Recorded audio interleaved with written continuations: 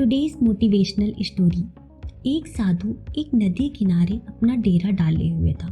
वहाँ वह धुनी रमाकर दिन भर बैठा रहता और बीच बीच में ऊंची आवाज में चिल्लाता, जो चाहोगे सो पाओगे।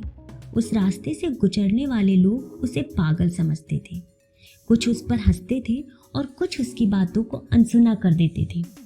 एक दिन एक बेरोजगार आदमी उस रास्ते से गुजर रहा था। साधु के चिल्लाने की आवाज उसके कानों में भी पड़ी, जो चाहोगे सो पाओगे, जो चाहोगे सो पाओगे।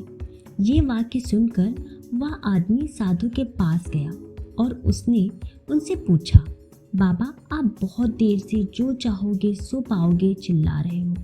क्या आप सच में मुझे वो दे सकते हो जो मैं पाना चाहता हूँ? बाबा बोले, हाँ बेटा, लेकिन पहले तुम ये बताओ कि तुम पाना क्या चाहते हो। वह व्यक्ति बोला, बाबा, मैं चाहता हूँ कि एक दिन मैं हीरों का बहुत बड़ा व्यापारी बनूं। क्या आप मेरी ये इच्छा पूरी कर सकते हो? साधु बोला, बिल्कुल बेटा, मैं तुम्हें एक हीरा और एक मोती देता हूँ। उससे तुम जितने चाहे हीरे मोती बना लेना। साधु की बात सुनकर युवक की आंखों में आशा की ज्योति चमक उठी। फिर साधु ने उसे अपनी दोनों हथेलियां आगे बढ़ाने को कहा। युवक ने अपनी हथेलियां साधु के सामने कर दी। साधु ने पहले उसकी एक हथेली पर अपना हाथ रखा और बोला, बेटा, ये दुनिया का सबसे अनमोल हीरा है। इसे समय कहते हैं। इसे जोर से अपनी मुट्ठी में जकड़ लो। इसके द्वारा तुम जितने चाहे उतने हीरे बना सकते हो। इसे कभी अपने हाथ से निकलने मत देना। फिर साधु ने अपना दूसरा हाथ उस व्यक्ति की दूसरी हथेली पर रखकर कहा, बेटा, ये दुनिया का सबसे कीमती मोती है। इसे धैर्य कहते हैं।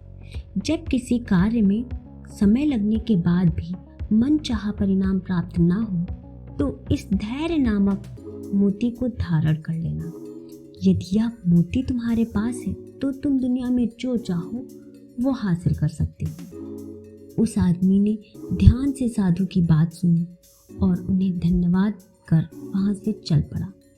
उसे सफलता प्राप्ति के 2 गुरु मंत्र मिल गए थे। उसने निश्चय किया कि वह कभी अपना समय व्यर्थ नहीं गंवाएगा और सदा धैर्य से काम लेगा। इस कहानी से हमें यह सीख मिलती है, लक्ष्य प्राप्ति के लिए सदा समय और धैर्य नाम के हीरे मोती अपने साथ रखें। अपना समय कभी व्यर्थ ना जाने दें और कठिन समय में धैर्य का दामन ना छोड़ें। सफलता अवश्य प्राप्त होगी।